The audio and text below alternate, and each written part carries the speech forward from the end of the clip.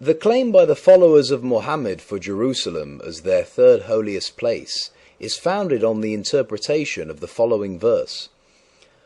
Glory to Allah, who did take his servant for journey by night from the sacred mosque to the farthest mosque. Are these interpretations true, factual, historical?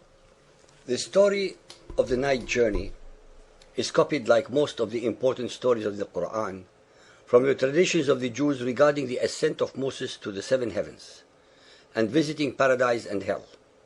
Muhammad in his Quran changed several items to suit the Arabian mind. Isra is the name of Surah 17, which is also called Bani Israel, the children of Israel. It is the alleged nocturnal journey from Mecca to the furthest mosque mentioned in chapter 17, verse 1. Glory to Allah, who did take his servant for journey, Asra, by night from the sacred mosque, Al-Masjid al-Haram, to the furthest mosque, Al-Masjid al-Aqsa. Even the obvious should be pointed out to the listener, that the name of Jerusalem is not even once mentioned anywhere in the Quran. Jerusalem, on the other hand, is mentioned 667 times in the Bible. This alleged event is described in Bukhari Hadith 1.345, and it says, Gabriel took Muhammad by hand to the first heaven, where there is no mention of Jerusalem. Bukhari Hadith 5227 and 4.429. Gabriel and Buraq go to the first heaven. Again, there is no mention of Jerusalem. Bukhari Hadith 9.608. Gabriel took Muhammad by hand to the first heaven. Yet once more, there is no mention of Jerusalem. The explanation of this ayah or verse is found first and foremost in the only biography of Muhammad written by Muhammad ibn Ishaq in his book Sirat Rasulullah.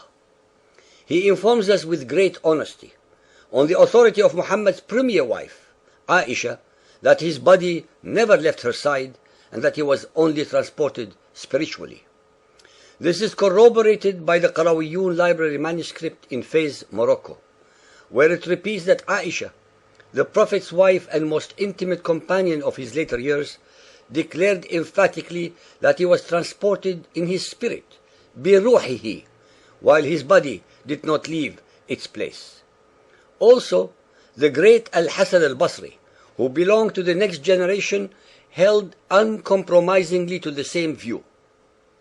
In another version, in section 267, page 184, it is Hind, Hani, daughter of Abu Talib, Muhammad's cousin and sister of Ali, that relates concerning the night journey. The apostle went on no night journey except while he was in my house. He slept that night in my house. He prayed the final night prayer, and he slept, and we slept there. A few traditions assert that this may have been a physical ascent, as affirmed by Bukhari Hadith 5.228, narrated by Ibn Abbas, which says, the sights which Allah's apostle was shown on the night journey, when he was taken to Bayt al-Maqdis, Jerusalem, were actual sights, not dreams. Whose version should one trust? That of the wife who slept with him, or of his companions who were not present? Neither the Quran, which did not allow for a single miracle to be performed, nor Muhammad ever declared that it was a miracle. The most damning and damaging evidence against this concocted story is the historical and incontrovertible fact that there was no masjid, mosque, or temple of Solomon in Jerusalem at the time of Muhammad, since this temple had already been destroyed by the Romans at least 580 years earlier. Hence the verse could not possibly and realistically have meant Jerusalem.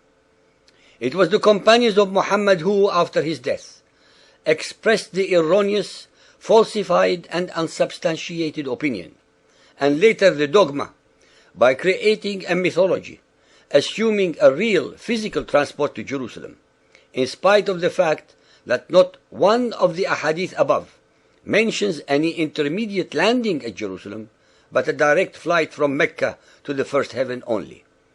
On the other hand, it makes more sense to assume that this was a spiritual transport to the temple of Allah in heaven. This tradition too would have been a copy from the Jewish traditions regarding Jacob and Moses visiting the seven heavens.